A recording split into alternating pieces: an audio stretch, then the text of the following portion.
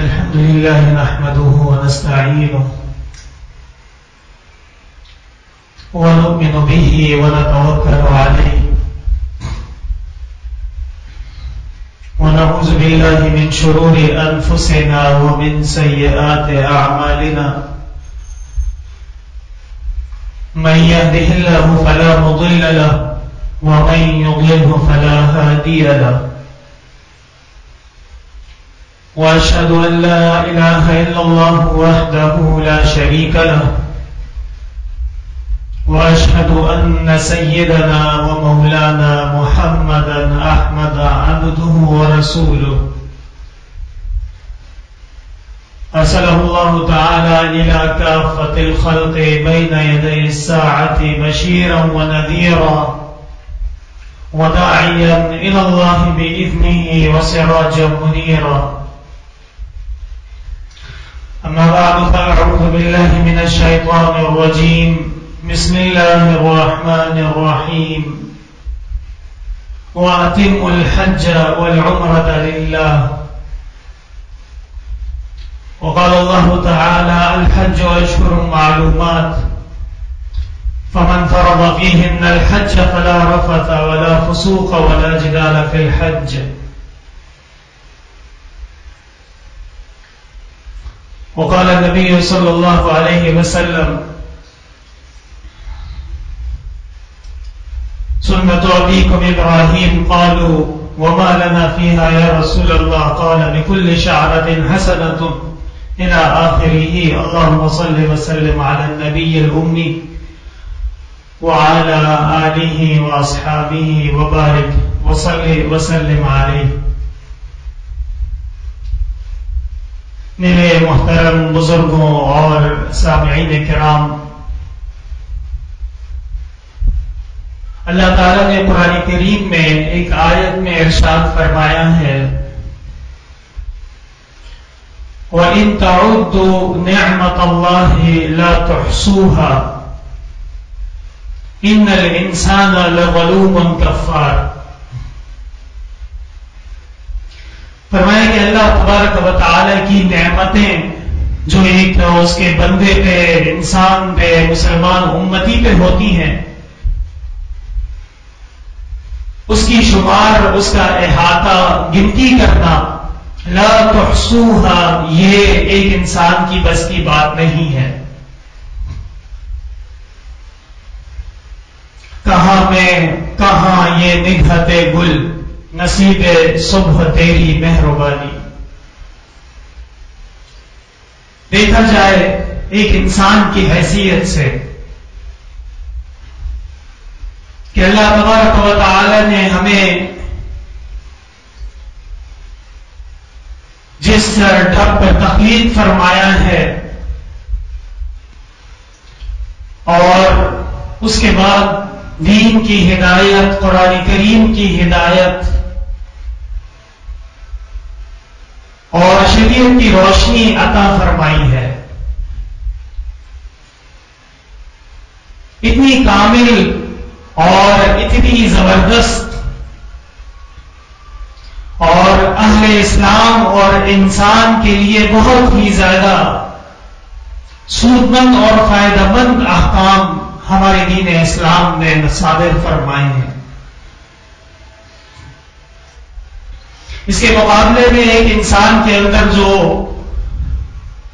نقائص ہیں یا آزار ہیں، اس کو بھوک لگتی ہے، اس کو پیاس لگتی ہے، اس کو قضاء حاجت کی ضرورت پیش آتی ہے، اس کو نیند آتی ہے، اس کو کھانسی آ سکتی ہے، اس کو چھینک آ سکتی ہے، اور ذرا سی طبیعت خراب ہو جائے، تھوڑی سی نظام آگے پیچھے ہو جائے جسم میں کہیں بھی، تو اس کی وجہ سے پورا جسم، پورا ذہن، پورا قلب، سب کچھ متاثر ہو جاتے ہیں. اور انسان کی اپنے جسم پہ جو قدرت ہے، جس طرح وہ اپنے جسم کا مالک ہے، وہ حالات بھی ہر انسان اچھی طرح جانتا ہے. ایک انسان کو یہ معلوم نہیں ہے کہ اس کا ہاتھ پہلے کام چھوڑے گا یا پاؤں پہلے کام چھوڑے گا. اس کے دل میں پہلے خرابی پیدا ہوگی یا گردے میں خرابی پیدا ہوگی، اس حد تک کچھ معلوم نہیں ہے. اور روح کا جسم کے ساتھ تعلق تو بہت دور کی بات ہے. وَيَسْأَلُونَكَ عَنِ الرُّوحِ قُلِ الرُّوحُ مِنْ أَمْرِ رَبِّي. رسول اللہ صلی اللہ علیہ وسلم سے سوال کیا گیا، پوچھا گیا تھا، اور یہ نہایت مشکل سوال کہ روح کی حقیقت کیا ہے، روح کس چیز کا نام ہے، روح کیسی ہے، کیا چیز ہے. اللہ تبارک و تعالی نے فرمایا قُلِ الرُّوحُ مِنْ أَمْرِ رَبِّي، روح تیرے رب کے حکم کا نام ہے. وَمَا أُوتِيتُم مِّنَ الْعِلْمِ إِلَّا قَلِيلًا. اور اسی مثال کو دیکھ کے ایک انسان کو سمجھ لینا چاہیے کہ اس کو جو علم دیا گیا ہے وہ بہت قلیل اور کم ہے. اگر واقعتاً علم کا دعویٰ ہے اور علم کے اعلیٰ درجات پہ پہنچنے کے دلائل موجود ہیں تو قرآن کریم کے مقابلے میں پھر وَمَا أُوتِيتُم مِّنَ الْعِلْمِ إِلَّا قَلِيلًا اس بارے میں کچھ کہہ دیجئے، فرمائیے کیا ہے اس بارے میں تحقیق. حاشا وکلا.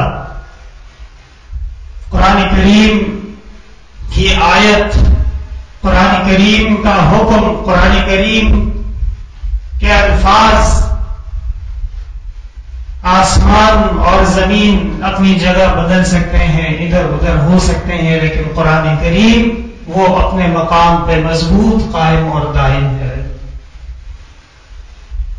ایک حرف اور ایک لفظ اپنے مقام سے اس کو مؤخر کرنا یا مقدم کرنا. وَإِنَّهُ لَكِتَابٌ عَزِيزٌ لَا يَأْتِيهِ الْبَاطِلُ مِنْ بَيْنِ يَدَيْهِ وَلَا مِنْ خَلْفِهِ.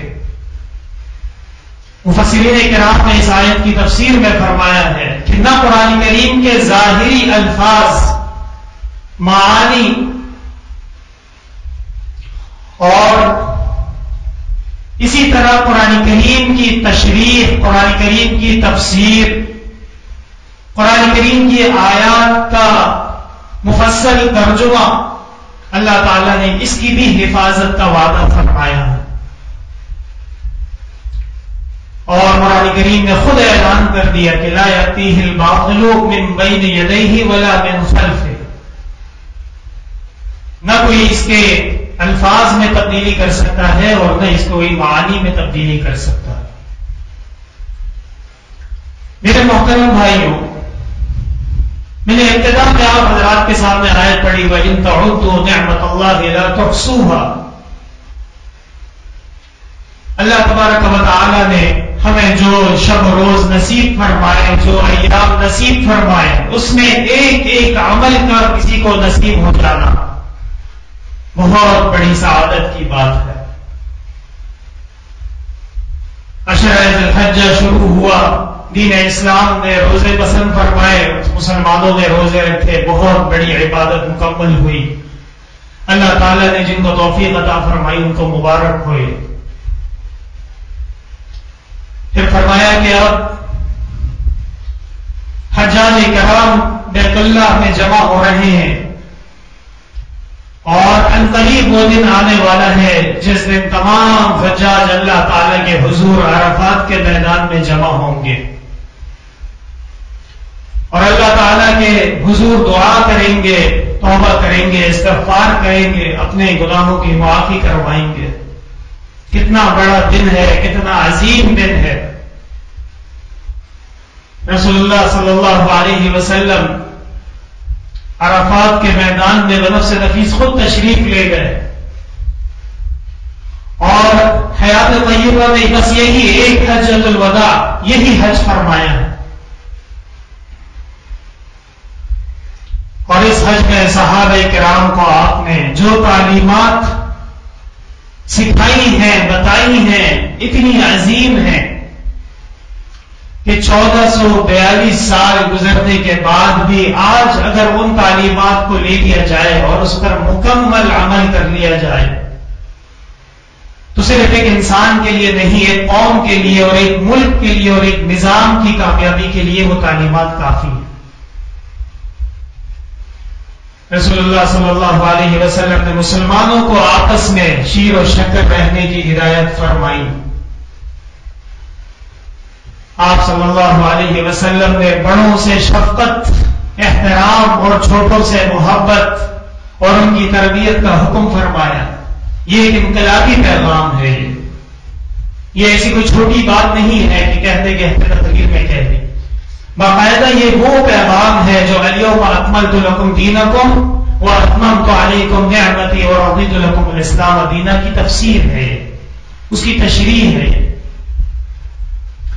آپ صلی اللہ علیہ وسلم نے اتنے اہم موقع پہ، اتنے عظیم دن اور اسلام کی تاریخ کے معظم ترین دن میں باقاعدہ اعلان فرمایا کہ خواتین کے ساتھ اپنے صرف مخالف کے ساتھ معاملات کو درست رکھیں، درگزر کریں، معاف کر دیں، ان کے ساتھ احسان کریں اور ان کے حقوق کا لحاظ رکھیں۔ کتنا بڑا پیغام ہے۔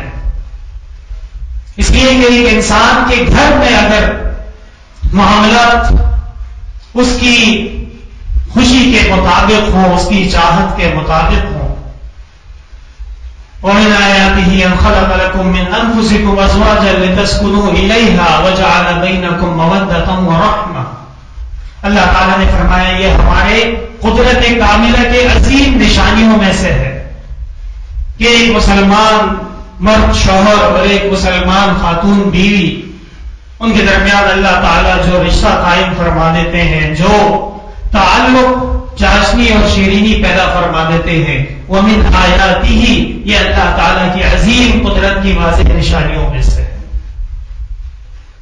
پوری دنیا کے اندر انسان موجود ہیں اور مختلف طریقوں سے وہ آپس میں ازدواج میں بنتے ہیں، لیکن دعوے سے یہ بات کہی جا سکتی ہے کہ اسلام چونکہ دین برحق ہے، اسلام سچا دین ہے اور اسلام کی تعلیمات یہی کامل اور اکمل تعلیمات ہیں، تو اسلام کے طریقے اور شریعت محمدیہ صلی اللہ علیہ وسلم کے مطابق جو رشتہ قائم کیا جائے، جو تعلق قائم کیا جائے، دنیا کے سارے رشتے اور تعلقات ایک طرف، وہ اکیلا ایک رشتہ ایک طرف۔ آپ صلی اللہ علیہ وسلم نے صحابہ کرام سے بارہا پوچھا، الا هل بلغت، الا هل بلغت۔ اللہ تعالیٰ کا پیغام، دین اسلام کے احکام، شریعت کی تعلیمات، رسول اللہ صلی اللہ علیہ وسلم نے صحابہ کرام سے بارہا پوچھا، دریافت فرمایا کہ میں نے اللہ تعالیٰ کے پیغام اور شریعت کی تعلیمات تم تک پہنچا دی یا نہیں پہنچائی؟ صحابہ کرام گواہی دیا کرتے تھے کہ بلا یا رسول اللہ قد بلغتا، یقیناً اللہ کے رسول آپ نے اللہ تعالیٰ کے تعلیم اور اللہ تعالیٰ کے پیغامات مسلمانوں کو بھرپور طرح پہنچا دیے ہیں۔ میرے محترم بھائیوں، باوجود اس کے کہ آج کل کے حالات میں اہل اسلام کے لیے بظاہر مشکلات پیدا ہوئی ہیں اور اللہ تعالیٰ کے گھر روئے زمین پہ عظیم ترین بقعۃ الارض، زمین کا ٹکڑا کعبہ مشرفہ، اس کی زیارت، اس کا طواف اور حج اور عمرے کی نیت سے مسلمان اس سال گزشتہ سالوں کی طرح نہیں جا سکے، اور حقیقت یہ ہے کہ یہ بھی ایک بہت بڑا لمحہ فکریہ ہے، یہ ایک بہت بڑا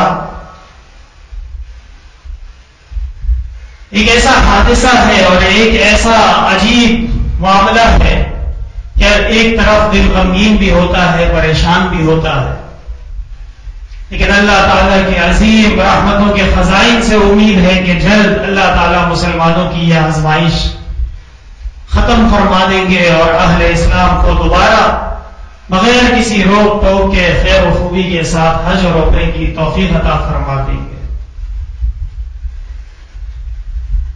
ایک دور ایسا بھی گزرا ہے ہندوستان میں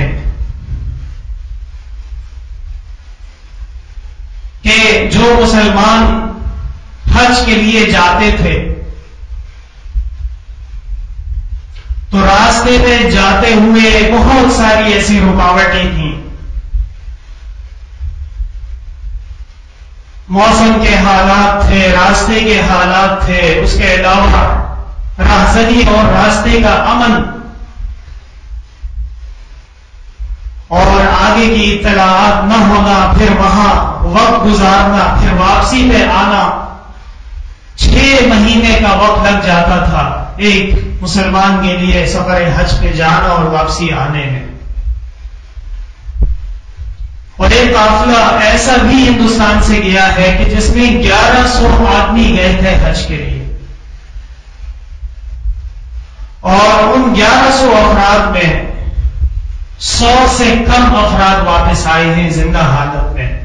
باقی 1000 افراد وہ مختلف حوادث میں، بیماریوں میں یا کسی وجہ سے راستے میں شہید ہو گئے، انتقال کر گئے. اور یہ وہ موقع ہے کہ فقیہ الہند اور یادگار اسلاف آیت من آیت اللہ حضرت شاہ ولی اللہ رحمت اللہ علیہ نے فتویٰ دیا کہ مسلمان جب حج پہ جائیں تو اپنی میراث کو تقسیم کر لیں. مسلمان جب حج پہ جائیں تو اپنے جاننے والے دوست یار احباب یا معاملات کے پارٹنرز ان کے حقوق ادا کرنے جائیں. اور مسلمان حج پہ جائیں تو اپنی بیویوں کو طلاق دینے جائیں، اس لیے کہ واپسی آنا کی غالب گمان ظن غالب بہت کم ہے. اس کے باوجود یہ میں آپ کو بتا رہا ہوں حضرت شاہ ولی اللہ رحمت اللہ علیہ جو اورنگزیب عالمگیر رحمت اللہ علیہ کی وفات کے آس پاس پیدا ہوئے ہیں. تو سوچئے ذرا، سن 100 ہجری میں، سن 110 ہجری میں، سن 150 ہجری میں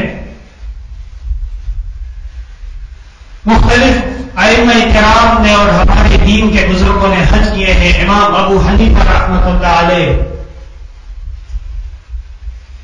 اللہ تعالیٰ نے ان کو دین میں ایک عظیم مقام عطا فرمایا.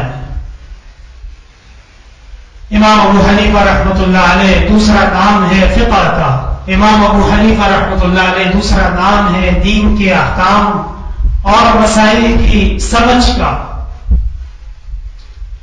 امام ابو حنیفہ نام ہے رسول اللہ صلی اللہ علیہ وسلم کی سنن مبارکہ، صحابہ کرام رضوان اللہ علیہ مجمعین کے عمل اور تابعین و اتباع کے فتاوی. امام ابو حنیفہ رحمۃ اللہ علیہ نام ہے ایسی شخصیت کا کہ ان کے سبق میں اور ان کی کلاس میں جو ایک طالب علم عام سا بیٹھ جائے تو دنیا اس کو پھر قاضی القضاۃ امام ابو یوسف کے نام سے جانتی ہے. امام ابو یوسف امام صاحب رحمۃ اللہ علیہ کے خاص شاگرد اور ہمارے فقہ حنفیہ کے عظیم امام خلیفہ وقت ہارون رشید بنو عباس کے عظیم خلیفہ اور بادشاہ، ان کے خلافت کے سب سے بڑے عالم اور قاضی امام ابو حنیفہ رحمۃ اللہ علیہ کے ساتھ جو وقت گزار لے تو پھر عام سا ایک طالب علم اور ایک عام سا شخص اس کو دنیا پھر محمد ابن الحسن الشیبانی صاحب المذہب اور فقہ کی جتنی بھی ابتدائی کتابیں ہیں، فقہ کی جتنی بھی بنیاد ہے، جتنے بھی مسائل کو جمع کیا گیا ہے، 6 ایسے متون ہیں، معتبرات ہیں کہ کوئی بھی عالم، کوئی بھی مفتی، کوئی بھی محدث، مفسر، فقیہ ان کی رہنمائی کے بغیر چل نہیں سکتا. بنیادی حیثیت حاصل ہے امام محمد رحمت اللہ علیہ کی کتابوں کو.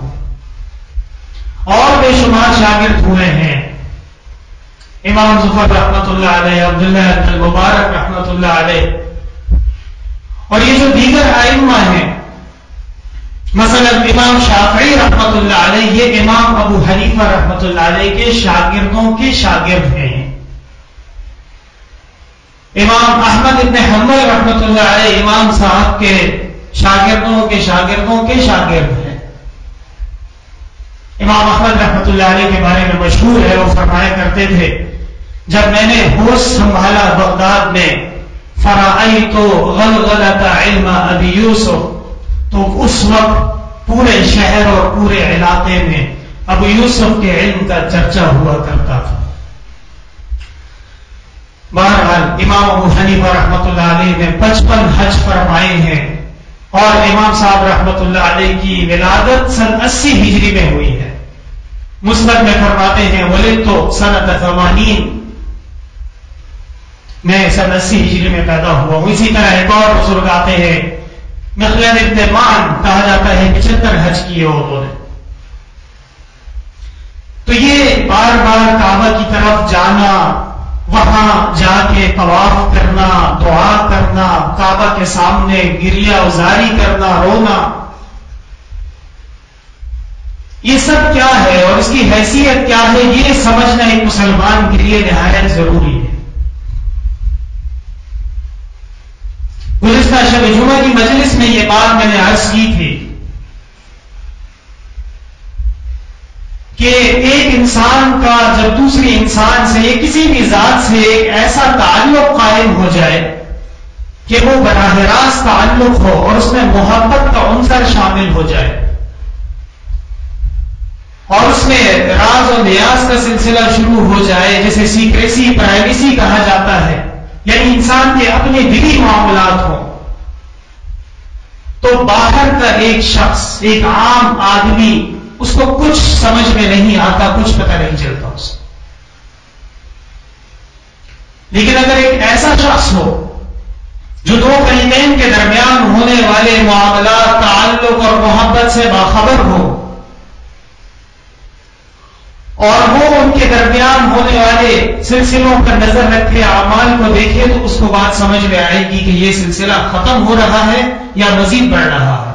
یہ میں نے محض ایک مثال بیان کی ہے آپ حضرات کے سامنے. ایک مسلمان،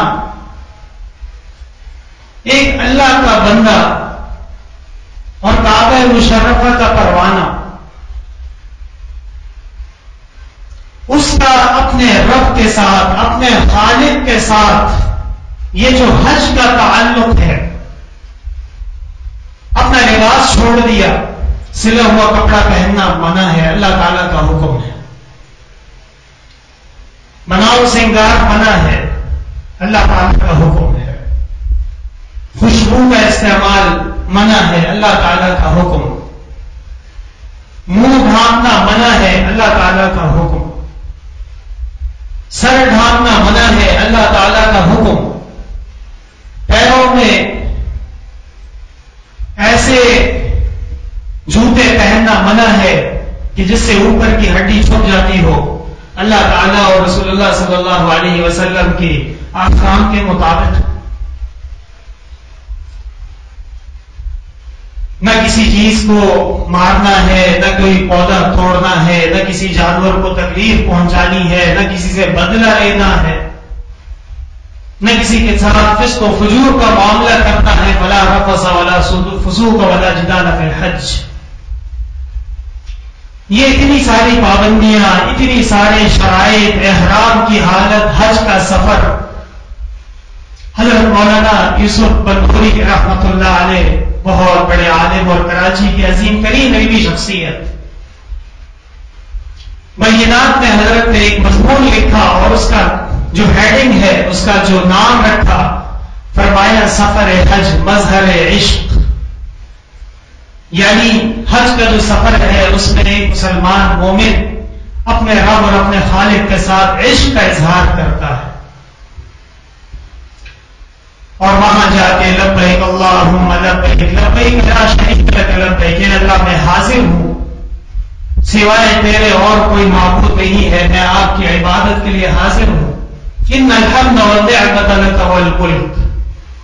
تمام تعریفیں وہ ایک اللہ کی اور تمام احسانات محاسن، خیر، بلائیاں، راحتیں وہ بھی اللہ تبارک و تعالی ہی کی طرف سے ہیں، وہی مالک، لا شریک لک، اور کوئی تیرا شریک نہیں۔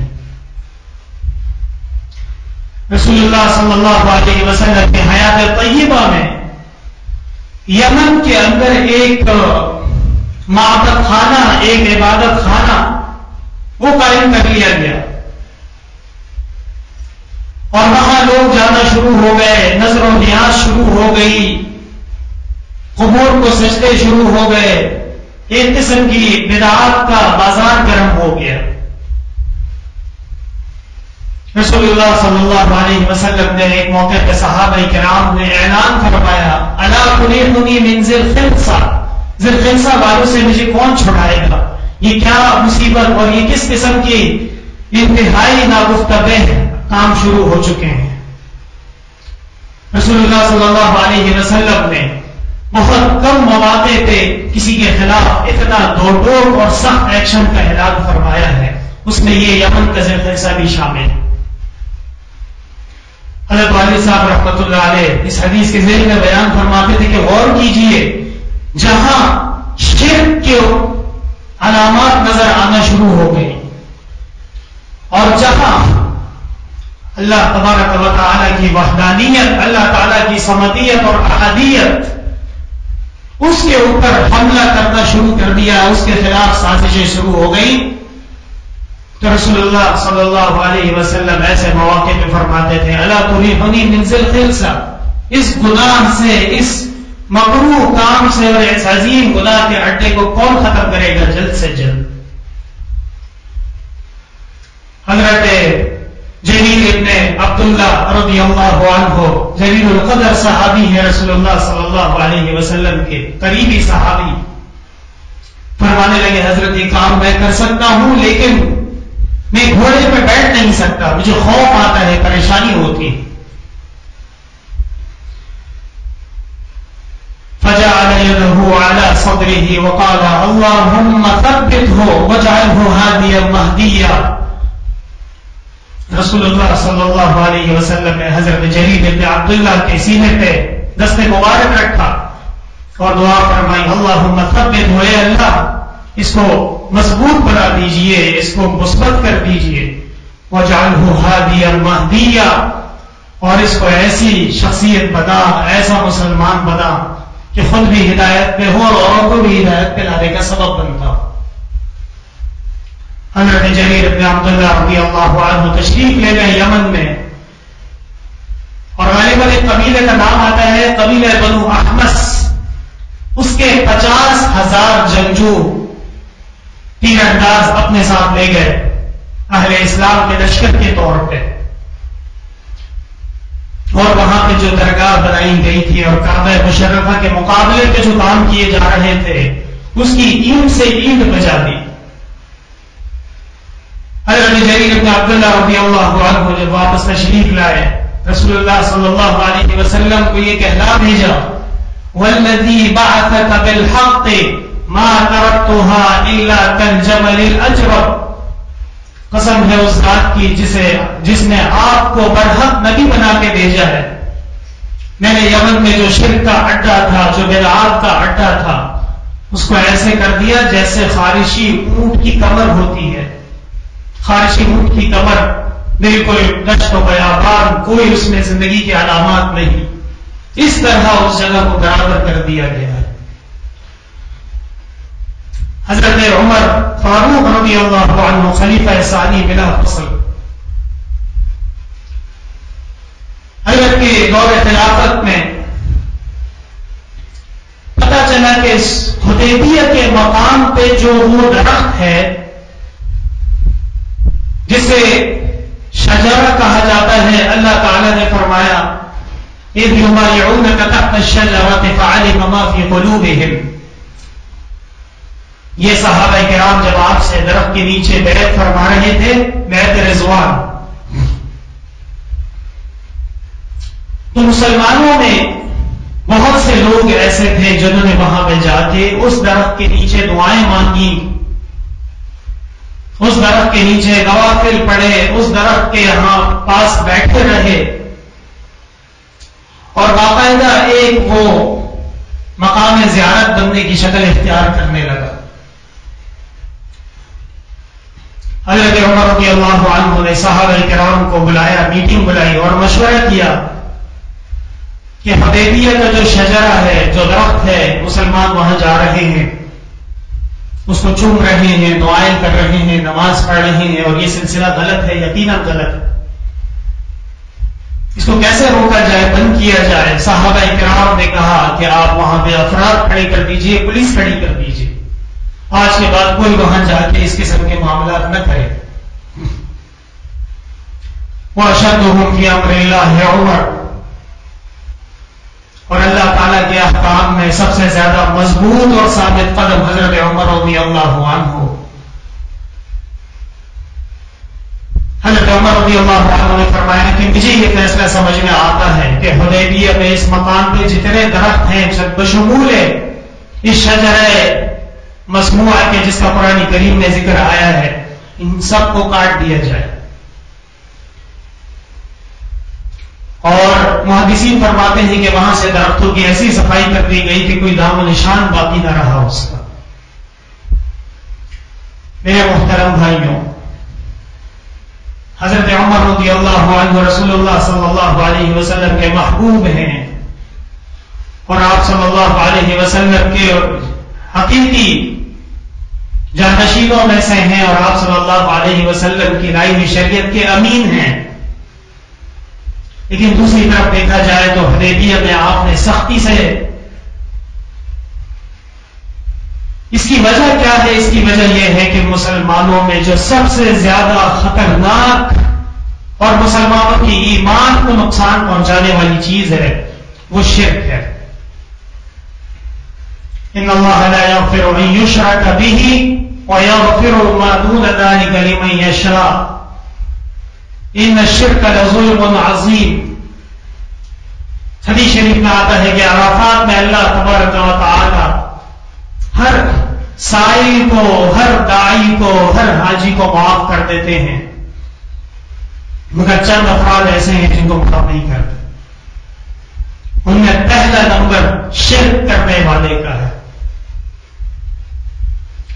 علامہ سیوطی رحمۃ اللہ علیہ نے الدرر المنتثرہ کتاب ہے حدیث کی، اس میں حدیث نقل فرمائی ہے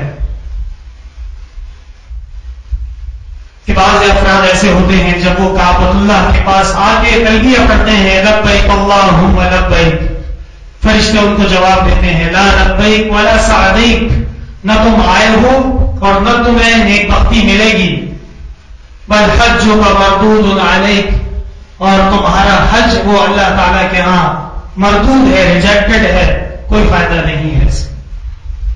اللہ تعالیٰ مسلمانوں کی حفاظت فرمائے اور اعمال کی خرابیوں سے محفوظ فرمائے.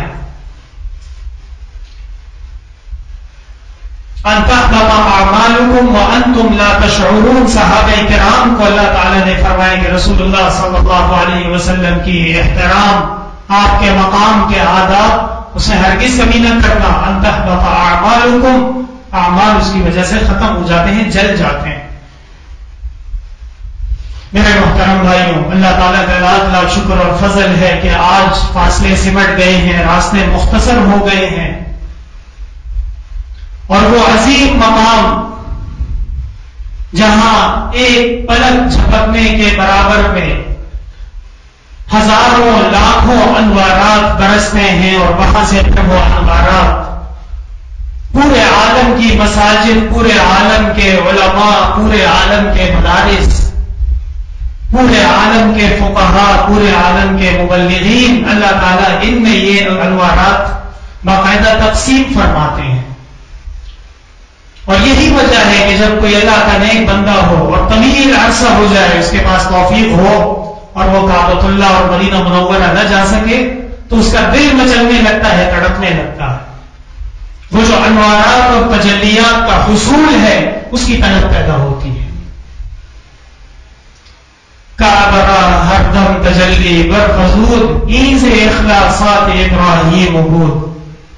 علامہ جلال الدین رومی رحمۃ اللہ علیہ فرماتے ہیں کہ کعبہ کے اوپر ہر لمحے اور ہر دم اللہ تعالیٰ کے ہاں سے انوارات، رحمتیں برستی ہیں. عید اخلاصات ابراہیم بود، ابراہیم علیہ السلام نے وہ جو دعا مانگی، رب اجعل ھذا البلد آمنا، اے اللہ اس شہر کو امن کا گہوارہ بنائیے، وارزق اہلہ من الثمرات، اور یہ دشت اور بیابان ہے، غیر ذی زرع، یہاں کوئی چیز اگتی ہی نہیں ہے، اے اللہ آپ اپنے فضل و احسان سے یہاں کے لوگوں کو اپنی نعمتیں کھلائیے۔ آج جو مسلمان وہاں تشریف لے جاتے ہیں، دیکھتے ہیں دنیا کی کوئی ایسی نعمت نہیں ہے جو وہاں کعبۃ اللہ اور مدینہ المنورہ میں اویلیبل نہ ہو، موجود نہ ہو۔ یہ حضرت ابراہیم علیہ السلام کی دعا کی قبولیت کا مظہر ہے۔ اللہ تعالیٰ نے حکم فرمایا وَأَذِّن فِي النَّاسِ بِالْحَجِّ، اب آپ نے تمام وعدے پورے کر لیے اور کعبۃ المشرفہ کی تعمیر مکمل ہو گئی، اپنے گھر والوں کو مکہ میں لے آئے، اب آپ اعلان فرمائیے، اے اللہ کے بندو، اللہ کی مخلوق، آ جاؤ اللہ کے گھر میں اور حج کر لو یہاں پہ۔ وہ جو حضرت ابراہیم علیہ السلام نے اعلان فرمایا، صدا فرمائی ہے، قیامت تک آنے والے مسلمانوں کے لیے زندگی میں ایک دفعہ اللہ تعالیٰ نے اس صدا کا جواب اور اس اعلان پہ لبیک کہنا مسلمانوں پہ فرض فرما دیا ہے۔ ابراہیم علیہ السلام کی کیا خاصیات تھی؟ قرآن کریم جب ابراہیم علیہ السلام کی تعلیمات، ابراہیم علیہ السلام کا مقام اور مرتبہ بیان کرتا ہے تو کیا کہتا ہے؟ ان ابراہیم کان امۃ قانتا للہ حنیفا، ابراہیم علیہ السلام اللہ تعالیٰ کے احکام کے پابند، شرک، بدعات اور اللہ تعالیٰ کے احکام کے خلاف چلنے والے ان سے کنارہ کش رہتے تھے۔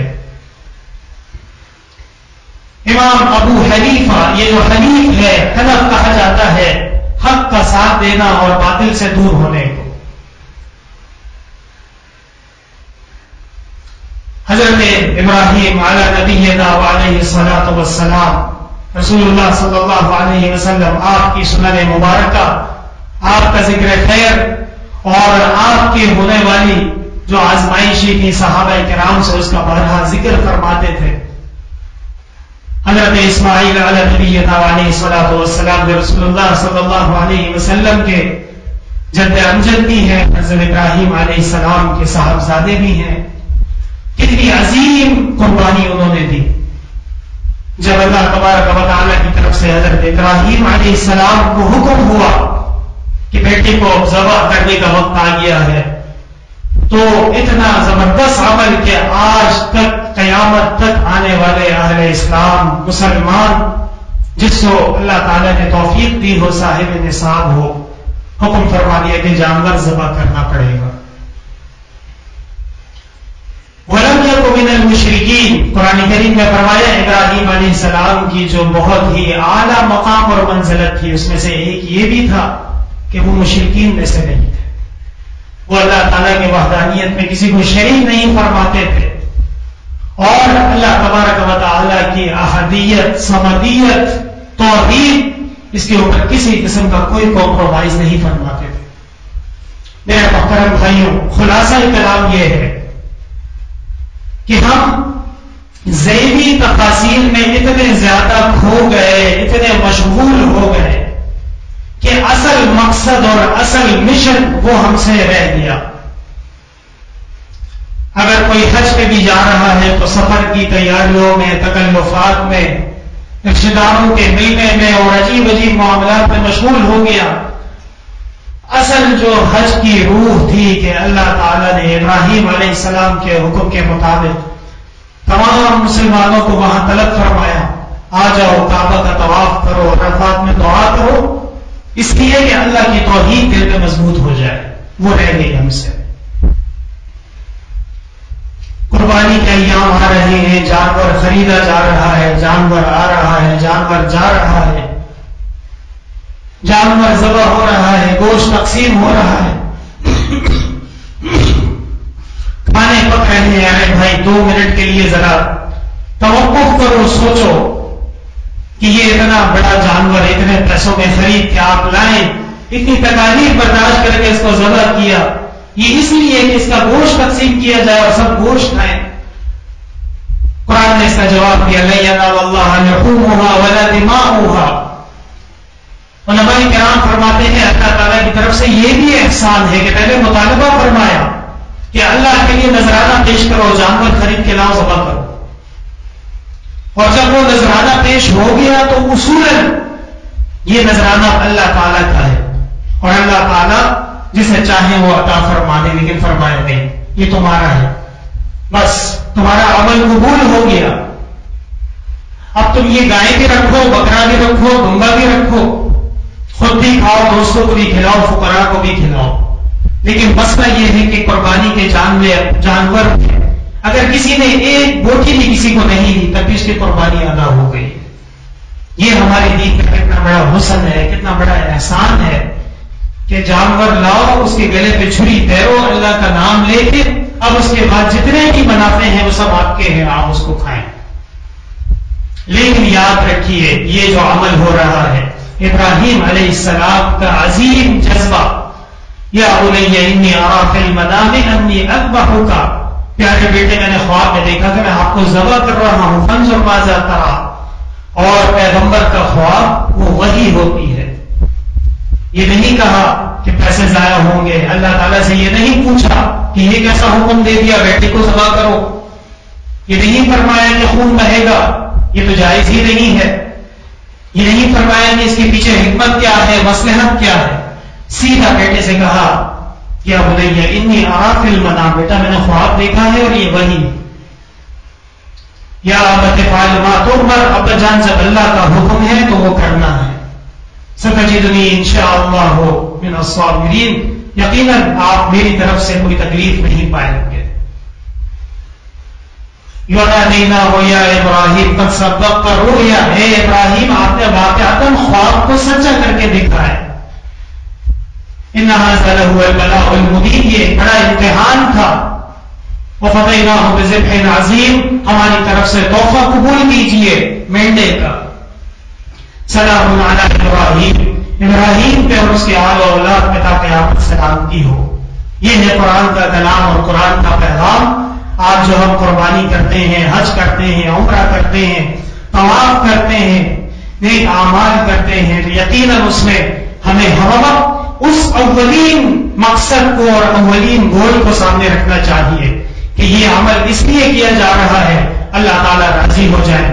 رسول اللہ صلی اللہ علیہ وسلم نے خود اس پر عمل فرمایا ہے، اور رسول اللہ صلی اللہ علیہ وسلم سے جب پوچھا گیا کہ یہ عمل ہم کیوں کرتے ہیں، فرمایا سنت ابیکم ابراہیم، یہ تمہارے بڑے دادا اور آبا و اجداد میں سے ابراہیم علیہ السلام کی سنت. پھر ہمیں غور کرنا ہوگا کہ ابراہیم علیہ السلام کی سنتوں پر عمل کیوں کرایا جا رہا ہے. ان کے اعمال، ان کا عقیدہ، ان کے احکام قرآن میں موجود، ان کی صفات، ان کی کیفیات، اس کو اگر ایک مسلمان اپنا لے تو وہ بھی انشاءاللہ تعالیٰ پکا موحد اور حنیف بن جائے گا. اللہ تعالیٰ مسلمانوں کے اعمال قبول فرمائے. میرے محترم بھائیوں، آج کل جو ایام چل رہے ہیں ان ایام کو شریعت میں ایام تشریق کہتے ہیں، اور یہ ایام 9 ذی الحجہ کی فجر یعنی عرفات کے دن فجر کی نماز سے شروع ہو کے 13 ذی الحجہ کی عصر کی نماز تک، ہر نماز کے بعد مسلمان عاقل بالغ خواہ جماعت نماز پڑھے یا اپنی پڑھے، اس کے لیے ایک مرتبہ بآواز بلند اللہ اکبر اللہ اکبر لا الہ الا اللہ اللہ اکبر اللہ اکبر وللہ الحمد، یہ کلمات ایک دفعہ پڑھ لینا واجب ہے. بعض لوگ کہتے ہیں 3 دفعہ پڑھیے، اس کی کوئی حقیقت نہیں ہے، کمزور باتیں ہیں. خواتین کے لیے بھی واجب ہے، لیکن خواتین کا جیسے چہرے کا پردہ ہے، جسم کا پردہ ہے، وصوتها ستر، علماء فرماتے ہیں بغیر ضرورت کے آواز کا بھی پردہ ہے، لہذا آہستہ پڑھے گی. اس میں ضرور عمل کیجیے اور اس کی پابندی کا خیال رکھیے. اللہ تعالیٰ مسلمانوں کو عمل کی توفیق عطا فرمائے. وآخر دعوانا الحمد للہ رب العالمین.